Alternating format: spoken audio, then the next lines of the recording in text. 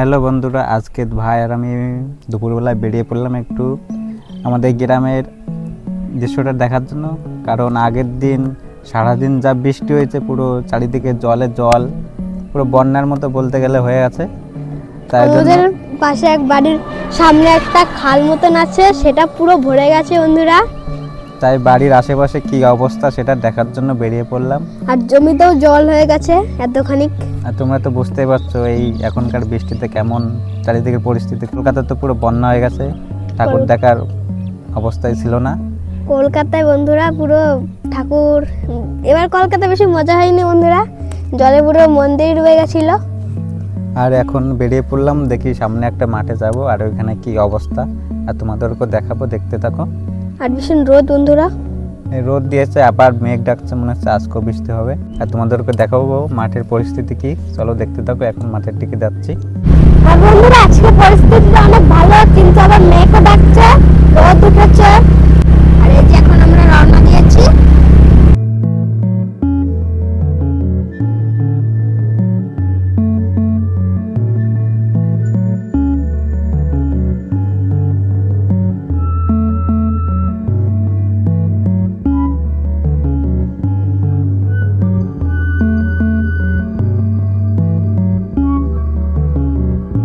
বন্ধুরা মাঠে আসার প্রথমেই দেখতে পেলাম রাস্তার অবস্থা দেখো, গাড়ি না যাওয়া যাবে না, হেঁটে হেঁটে যেতে হবে। আর এটা হলো আমাদের বাড়ির পাশেই, গ্রামের মধ্যেই। আর গ্রামের রাস্তাঘাটগুলো এরকমই হয়। চলো এখন সামনে গিয়ে দেখি কিরকম আছে মাঠটা। কালকের বৃষ্টিতে রাস্তার অবস্থা এরকম হয়ে গেছে, আসো।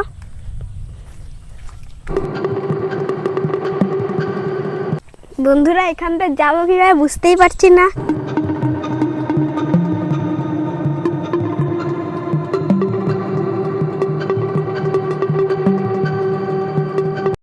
বন্ধুরা আমরা মাঠে পৌঁছে গেছি, আর মাঠে এসে দেখতে পেলাম মাঠের পরিস্থিতি খুব খারাপ।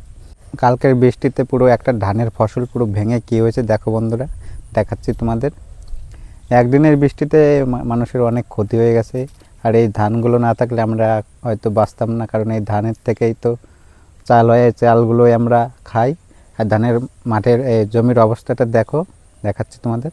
বন্ধুরা এই যে ধানের ফসল, আর এই দিকে ধানগুলো বেশ ভালোই আছে, কিন্তু আর এই যে মিডিলের দিকে ধানের বৃষ্টিতে পুরো ধানটা পুরো নিচের দিকে নেমে গেছে, অনেক ক্ষতি হয়েছে। আর এইগুলো যারা কাটবে তাদেরকে অনেক পরিশ্রম করে কাটতে হবে।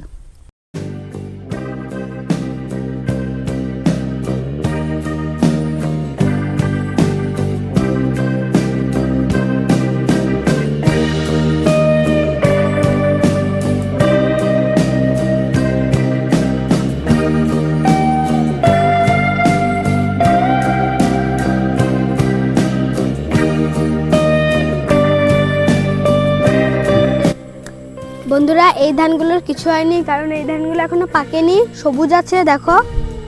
বন্ধুরা এই ধান গাছগুলো বেশি দিন মনে হয় লাগায়নি, তাই ধান হয়নি আর পাকেও নি আর বড়ও হয়নি বেশি। আর এই ধানগুলো এখন সবুজ সবুজ দেখতে খুব ভালো লাগছে দেখো।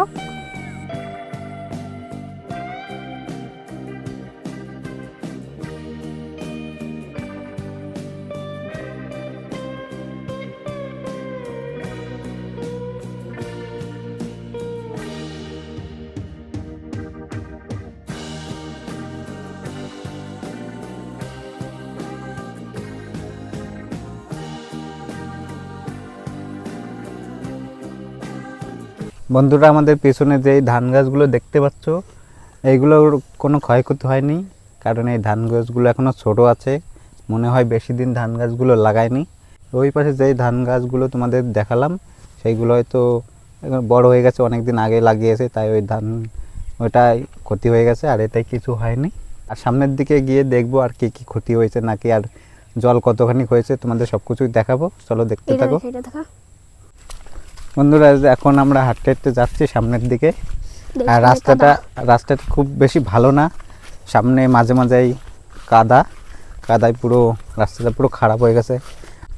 বাঙালিদের রাস্তায় এরকমই হয়, তোমরা তো সবাই জানো।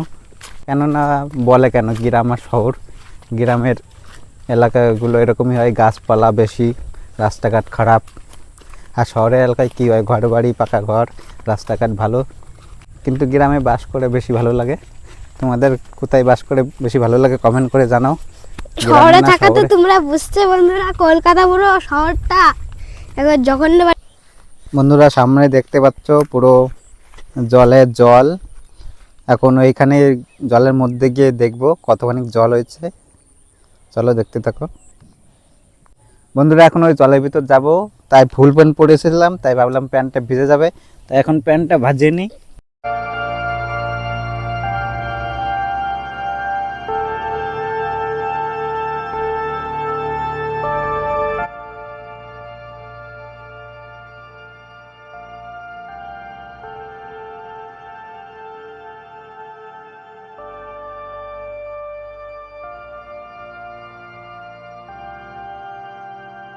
বন্ধুরা জলের ভিতর নেমে পড়েছি, আর জলটা পুরো গরম গরম। গরম আছে। এখন দুপুরবেলা একটু আগে সূর্য বাবা, তাপে জলটা ওরে গরম বাবা। হয়ে গেছে, আর জলের মধ্যে দিয়ে হাঁটতে ভালোই লাগছে। কিন্তু বন্ধুরা ভয় ভয় করছে, আমি কি দেখাতে পারছি না। ও বাবা, বন্ধুরা পুরো ওই জলটা দেখতে পাচ্ছ পুরো পরিষ্কার। আর এইখানে কে যেন মাছ মারার জাল পেতে দিয়ে গেছে বন্ধুরা। আমাদের বন্ধুরা জলে আমার খুব ভালো লাগছে, ঠান্ডা হচ্ছে বা গরমও হচ্ছে। আর এখন আমি হেঁটে হেঁটে সামনের দিকে যাচ্ছি, ভয়ও লাগছে বন্ধুরা। বন্ধুরা এই কয়দিন বৃষ্টিতে এই যে মাঠের অবস্থা দেখতেই পাচ্ছ, আমার পুরো আর্ধেক- জল আর জল চারিদিকে। বন্ধুরা চারিদিকে জল, এই কয়দিন বৃষ্টিতে দেখো পুরো জল হয়ে গেছে। আর মেঘও ডাকছে, এখন আবার বৃষ্টি হবে মনে হয়। আবার বৃষ্টি হবে, তাহলে তো এটা পুরো এই পর্যন্ত জল হয়ে যাবে বন্ধুরা। আর তোমাদের এরকম জল দেখতে কেমন লাগে কমেন্ট করে জানাও বন্ধুরা। এখন জল থেকে উঠে পড়বো, কারণ জলটা ঠান্ডা গরম লেগে যেতে পারে আমার বার। তাই আস্তে আস্তে হেঁটে হেঁটে যাচ্ছি, আস্তে আস্তে এরকম পা ফেল নইলে। বন্ধুরা এখন জল থেকে উঠে পড়ছি, কারণ জলটা হলো গরম বললামই তো। আর এখন মাথার উপর সূর্য, ঠান্ডা গরম লেগে যেতে পারে, এই পাটা ধুয়ে যাবে না? তাই জল থেকে উঠে পড়ছে। আর এখন আবার মেঘ ডাকছে, হঠাৎ করে বৃষ্টি নেমে যেতে পারে। বাড়ির দিকেও তো যেতে হবে, কারণ এটা হলো আমাদের বাড়ির থেকে একটুখানি দূরে মাঠটা। বন্ধুরা জল থেকে উঠে পড়েছি, আর আরেকটা বেশি জল, মানে একটা গর্তে পুরো জলে পুরো ভরে গেছে, সেইখানে যেতে পারছি না। কারণ এই পাশ দিয়ে আগে যাওয়া যেত, কিন্তু সেইটা পুরো জলে ভরে গেছে, পুরো মাজা পর্যন্ত হয়তো জল হয়ে গেছে, তাই যেতে পারলাম না। ওই জলটা তোমাদের দেখাতে পারলাম না। ওই জলটা দেখতে পারলে, ওই জলটা তোমরা যদি দেখতে তাহলে হয়তো ভয় পেয়ে যেতে, এত জল হয়ে গেছে। তাই আর কি দুঃখের বিষয়, ওটা দেখাতে পারলাম না। বন্ধুরা জল থেকে উঠে পড়েছি, এখন আবার বাড়ির দিকে যেতে হবে, মেঘ ডাকছে খুব। বন্ধুরা গাড়ির ধারে আবার চলে আসলাম, কারণ এই যে মেঘ ডাকছে, বাড়ির দিকে যেতে হবে। ছাতিও আনি নেই যে ভিডিও করব, ভিজে যেতে হবে, তাই জন্য তাড়াতাড়ি করে বাড়ি চলে গেলাম। আর মাঠে সব কিছু তোমাদেরকে দেখাতে পারলাম না, কারণ বৃষ্টির জন্য এখনই বৃষ্টি আসবে। তো পরে একদিন মাঠের, আমাদের গ্রামের মাঠের ভিডিও বানিয়ে তোমাদেরকে দেখাবো। পরে একদিন মাঠের ভিডিও তোমাদেরকে সব কিছু দেখাবো। এখন বাড়ির দিকে যাব। আর তোমরা কোথার থেকে ভিডিওটা দেখছো কমেন্ট করে জানাও। আর তোমাদের ওইখানে কেমন জল হয়েছে এই কদিন বৃষ্টিতে অবশ্যই কমেন্ট করে জানাবা।